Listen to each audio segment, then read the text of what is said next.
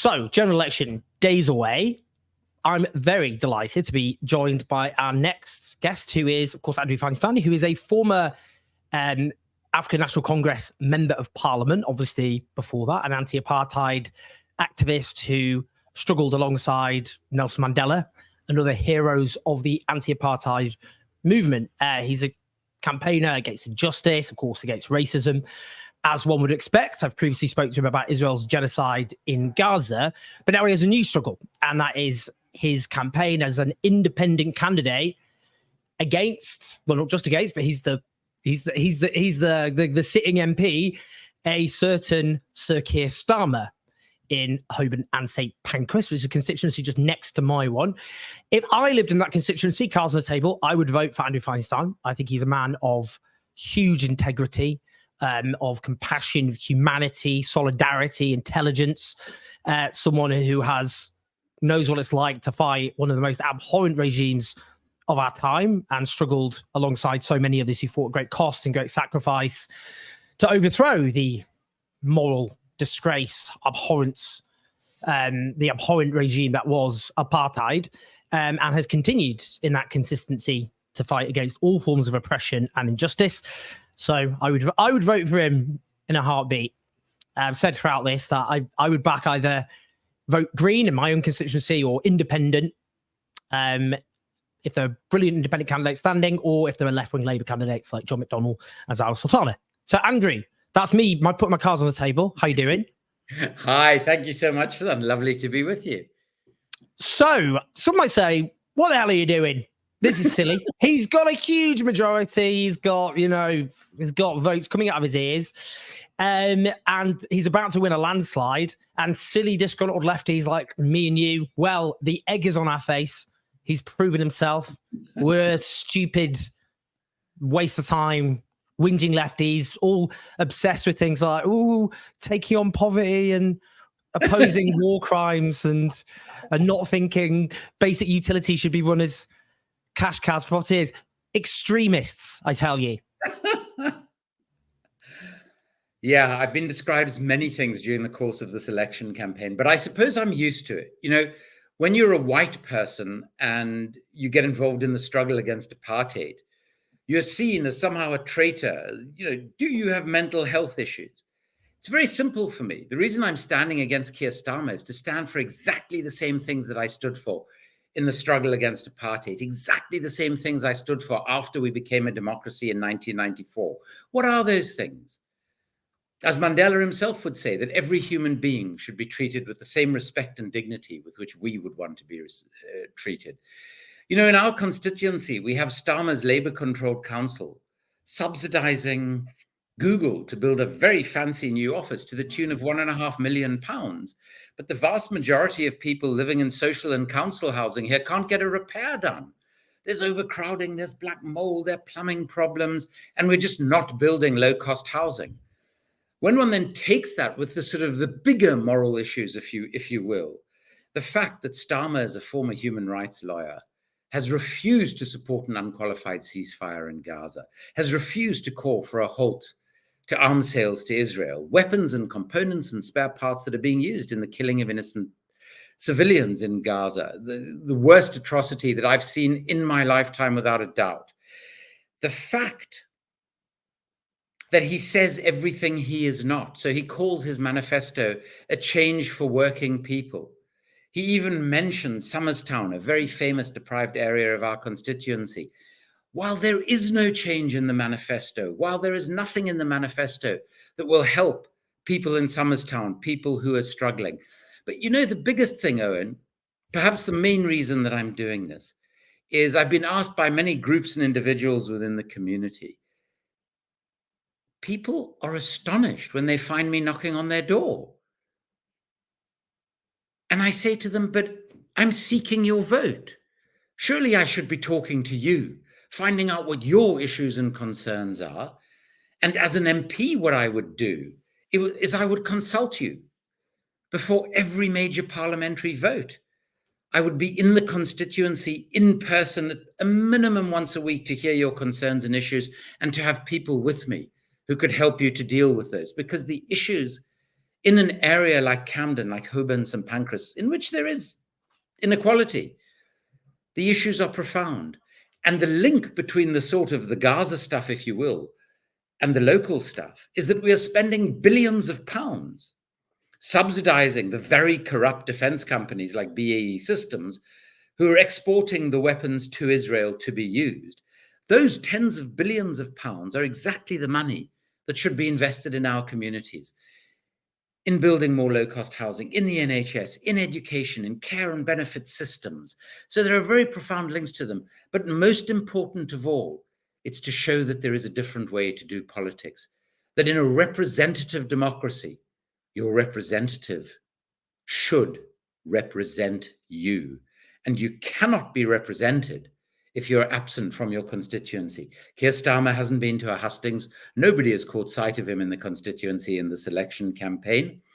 And I actually believe that there is a different way of doing politics. And then, of course, finally, we had a couple of days ago, Keir Starmer suggesting in very confused language that perhaps Bangladeshis who are seeking status in this country should return to their own country. Now, that has alarmed many people in his own constituency who are of Bangladeshi origin. My wife is of Bangladeshi origin.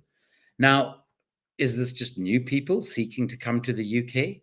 Is this existing Bangladeshis who are here? This is a community that is a part of the vibrant diversity of Camden and Holborn and St Pancras. So we've seen this person, a former human rights lawyer, move ever more rightwards.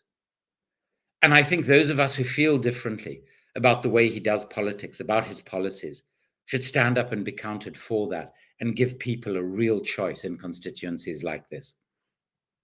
What are people saying on the doorstep? I'm quite interested partly because from my experience, a lot of people don't even know who the local MP is. So I'm curious, is that a phenomenon where you tell me people actually don't know? No. There are definitely people who I've had to explain to them who Keir Starmer is. I mean, which I find quite extraordinary. He's been our MP for 9 years. Some people in this area have never heard of the guy. Now, of course, initially before the election campaign started, not a great many of them had heard of me, but I'm not the guy running to be prime minister here.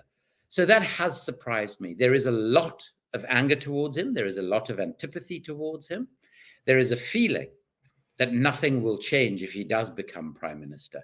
But also, I think there is this undercurrent of excitement that, oh my goodness, people in Holborn and St Pancras could actually vote to unseat the guy who is wanting to be prime minister.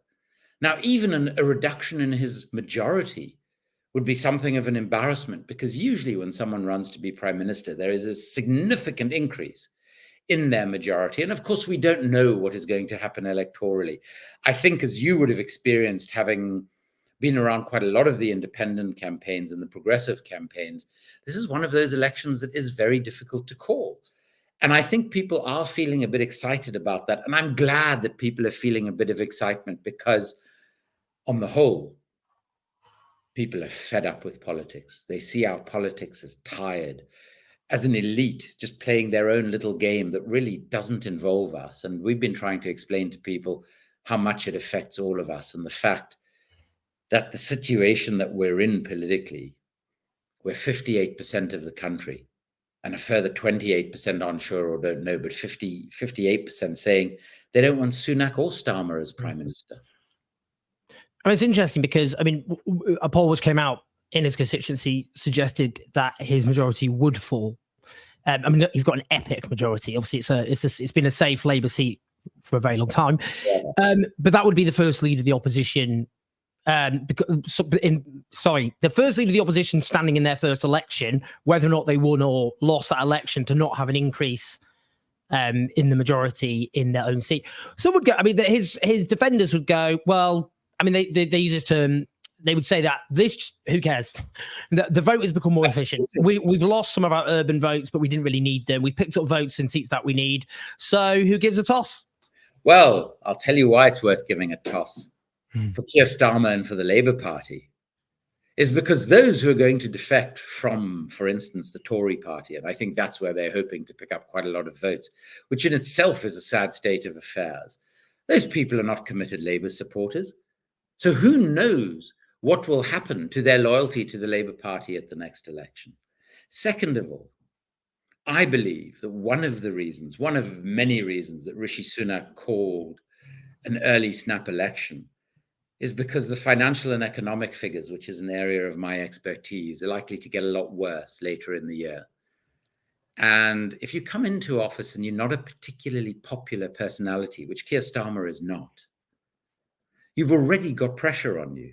If you're then going to have to deal with the consequences of significant economic turmoil, and you haven't shown yourself to be particularly adept at the economic and financial issues that have faced you in the lead up to this campaign, then I would imagine you'd be looking over your shoulder if your own personal majority had already been slipping when you were running to be prime minister. So one of the things that I think all of these independent and progressive campaigns are doing is they're sending out warnings.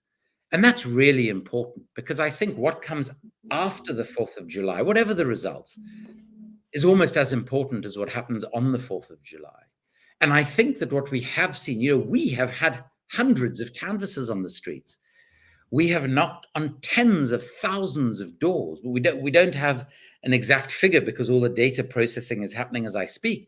But we're talking about somewhere between about 42 and 52,000 doors have been knocked on just by my campaign so far. And even where people are voting Labour because they want to change from the Tories, despite the fact that we say to them they're getting that change and they could have that change without Keir Starmer as well.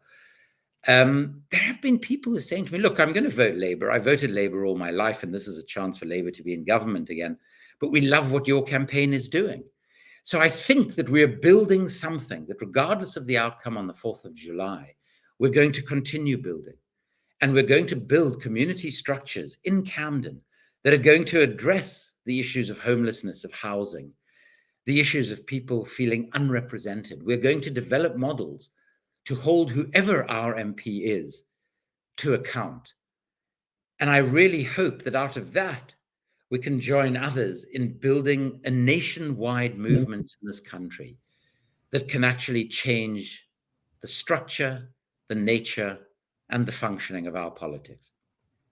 I suppose that's my final question, really, which is for those who are blasé, saying, well, who cares? We're losing votes in these safe Labour seats, but we're picking up votes in marginal seats that we need to win in order to win a majority, is that you're having this rot in what is known as what would be called as the core Labour vote before they're even in power.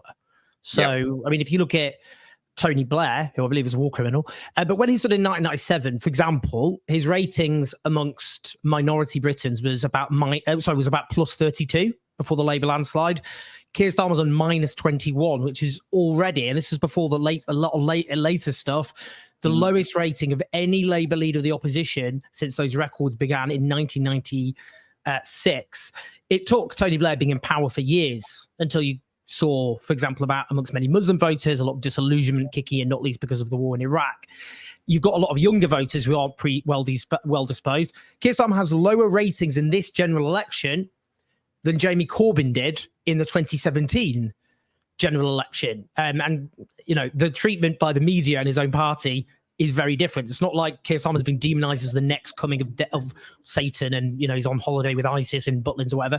You didn't have that kind of smear campaign and his own MPs going, The point I'm making is this basically a launch pad, do you think? All these different campaigns going on, in that already a lot of the natural Labour coalition, they want the Tories out. We all want the Conservatives out. But they're already disillusioned with Starmerism, and it's not even in power yet in a very crisis-ridden country. So this is about building for the future. Absolutely. I think that's incredibly well put. What everyone thinks of Tony Blair, and I happen to share your view, and I'm a specialist and expert researcher on the global arms trade, that Tony Blair is a war criminal. But this is a man who, whether we liked him or not, was very charismatic. I mean, Claire Short famously said of him, is an absolutely brilliant actor. That is not Keir Starmer. Keir Starmer struggles to engage with ordinary people. Keir Starmer is not what one would describe as charismatic. So, the reality is, if in his own backyard, people who've known him for 9 years are expressing as much dissatisfaction as they are to me on their doorstep. And it's not just minority communities. Yes, in minority communities, he's remarkable. Yeah, I just gave that as an example. I mean, his ratings overall, he's on -20. So that's bad overall. His unfavorability ratings are horrific. Yeah. So, someone who is going to have to weather some very early political storms, and who I have to say, as someone who served in Parliament under Nelson Mandela for 7.5 years, well, most of those under Mandela, political storms are not that easy to weather. Personality, charisma, a connection to people who you want to take along with you are very, very important things. It was Mandela's charisma, his integrity, his honesty that really led to South Africans being incredibly patient with us after 1994, when we weren't delivering what we needed to be delivering for them. Keir Starmer's fiscal rules that he's already committed to are going to make it incredibly difficult for him to do anything but continue the cycle of permanent austerity, forever wars, and the climate degradation and socioeconomic suffering that comes from those things. And I think for many of us who, I loved your description of us earlier, let's just, for purposes of syncopation, call ourselves the left broadly. For those of us on the left, I think what we are doing is that we're sending out a very clear message. But there's also a very clear message in it for us as the left. And that is that I think we have a huge task after the election to come together, because at the moment there are a number of different groupings who are wanting to create some sort of a movement. We must all be unified in the way we move forward. We must focus on the things that unite us. We must be strategic, and we must create a movement that is welcoming to the vast, vast majority of Britons. Because if, as expected, a permanent austerity, forever wars, Starmer administration founders very early on, which is what we expect it to do, we've got to give people a choice between the Nigel Farages of this world and a choice between those of us who want to see a more just, a more equal Britain, but also a more just, a more equal, and a more peaceful world in which Britain plays a very different role. So the challenge to us is to move beyond the smallness of our parliamentary politics in this country and create a big, welcoming home for all of those who feel disappointed by and disenchanted by the politics that are going to continue after the 4th of July. Amen to that. And again, the Tories are toast. The Conservatives have lost. People should feel safe in being able to vote according to their conscience. You don't have to vote for this. You're not going to risk waking up to find the Conservatives in charge. There is less than no chance of that happening, not least in a seat, of course, like Holborn and St Pancras, where there is no chance of the Conservatives winning. And just at the outset, given Labour are inevitably going to win a big landslide, the more votes that left-wing independent candidates or Green candidates get, the more pressure that puts on the Labour Party to stop shifting its agenda ever more further to the right. And it stops Faragism being the main source of pressure, which is the danger we face. A right-wing Labour government with Faragism as the main source of opposition. People have to ask themselves, is that what they want? If they don't, they need to use their vote according to their conscience, rather than giving Labour votes they don't need, rather than helping to make the left, in its broadest sense, the main or a key source of pressure. So I hope Andrew gets the best possible vote, and I hope people vote for him. Do share this video, get Andrew's message out, particularly send to your friends in Holborn and St Pancras. Make sure they listen and get them to share it in their networks. WhatsApp, everyone. Press like and subscribe. Leave your comments. Great for engagement so more people listen to Andrew. But Andrew, thank you so much and good luck.